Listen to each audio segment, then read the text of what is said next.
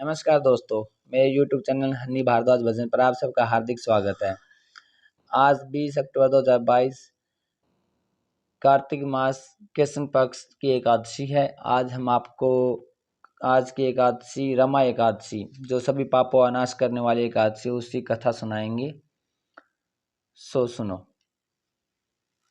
बोल कृष्ण भगवान की जय। धर्म एकादशी भाग्य धर्मराज युधिष्ठिर बोले, हे भगवान, अब आप मुझे कार्तिक मास की कृष्ण पक्ष की एकादशी कथा सुनाइए। इस एकादशी का क्या नाम है तथा इससे कौन सा फल मिलता है। श्री कृष्ण भगवान बोले कि हे राजेश्वर, कार्तिक मास की कृष्ण पक्ष की एकादशी का नाम रमा है। इसके व्रत के समस्त पाप नष्ट हो जाते हैं। इसकी कथा इस प्रकार है। प्राचीन काल में मुचुकुंद नाम का एक राजा राज्य करता था। उसके इंद्र, वरुण, कुबेर, विभीषण आदि मित्र थे। वह सत्यवादी तथा विष्णु भगत था। उसके एक उत्तम चंद्रभागा नाम की लड़की उत्पन्न हुई।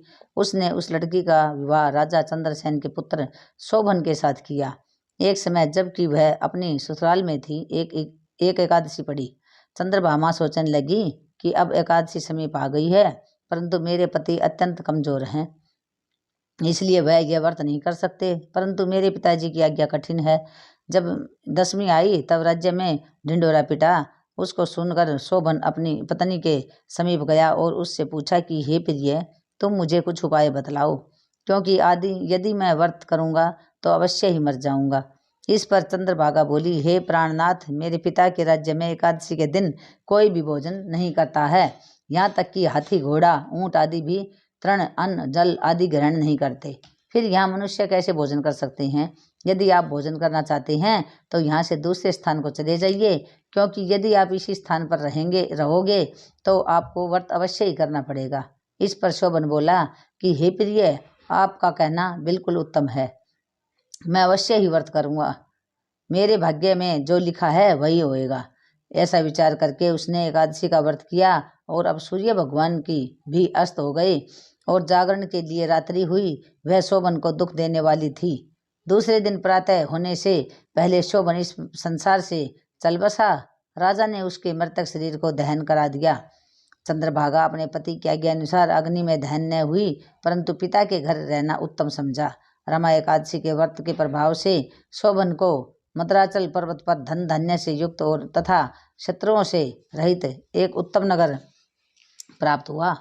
एक समय मुचकुंद नगर में रहने वाला एक सोम शर्मा नाम का ब्राह्मण तीर्थ यात्रा के लिए निकला।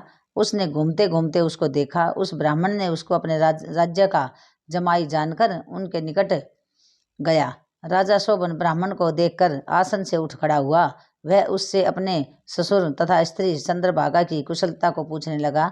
सोम शर्मा ब्राह्मण बोला कि हे राजन, हमारे राजा कुशल हैं तथा आपकी पत्नी चंद्रभागा भी कुशल है। अब आप अपना वृतांत बतलाइए। मुझे यह बड़ा आश्चर्य है कि ऐसा विचित्र और सुंदर नगर आपको किस प्रकार प्राप्त हुआ। शोभन बोला कि हे ब्राह्मण, यह सब कार्तिक मास की किस प्रकार हो सकता है, सो आप मुझे समझाइए। मैं आपके कहे अनुसार ही करूँगा। आप इसमें किंचित मात्र भी झूठ न समझो। शोभन बोला कि हे ब्राह्मण, मैंने श्रद्धापूर्वक व्रत किया था, उसके प्रभाव से मुझे यह नगर प्राप्त हुआ है। इस वृतांत को राजा मुचकुंद की पुत्री चंद्रभागा से कहोगे तो वह इसको ध्रुव बना सकती है। ब्राह्मण ने वहां आकर चंद्रभागा के समस्त वृतांत कहा। इस पर राज्य कन्या चंद्रभागा बोली कि हे ब्राह्मण, आप मुझे उस नगर में ले चलिए। मैं अपने पति को देखना चाहती हूँ। मैं अपने व्रत के प्रभाव से उस नगर को ध्रुव बना लूंगी। चंद्रभागा के वचनों को सुनकर वह सोम शर्मा ब्राह्मण उसको मंदराचल पर्वत के पास वामदेव के आश्रम में ले गया। वामदेव ने उसकी कथा को सुनकर चंद्रभागा को मंत्रों से अभिषेक किया। चंद्रभागा उसके मंत्रों तथा व्रत के प्रभाव से दिव्य देह धारण करके पति के पास चली गई। शोभन ने अपनी स्त्री चंद्रभागा को देखकर प्रसन्नतापूर्वक उसे अपने वाम अंग में बैठाया। चंद्रभागा बोली, हे प्राणनाथ, अब आप मेरे पुण्य को सुनिए। जब मैं अपने पिता के गृह में 8 साल की थी, तब ही से मैं यथाविधि एकादशी का व्रत करती थी। उन्हीं व्रतों के प्रभाव से आपका यह नगर ध्रुव हो जाएगा और समस्त कर्मों से युक्त होकर प्रलय के अंत तक रहेगा। चंद्रभागा दिव्य रूप धारण करके तथा दिव्य आभूषण एवं वस्त्रों से सजकर अपने पति के साथ आनंदपूर्वक रहने लगी और शोभन भी उसके साथ आनंदपूर्वक रहने लगा। हे राजन, यह मैंने रमा एकादशी का महात्म्य कहा है। जो मनुष्य इस रमा एकादशी के व्रत को करते हैं उसके समस्त ब्रह्म हत्या आदि के पाप नष्ट हो जाते हैं। जो मनुष्य रमा एकादशी का महात्म्य सुनते हैं वह अंत में विष्णु लोक को जाते हैं। बोल कृष्ण भगवान ने की जय। बोल एकादशी माता की जय।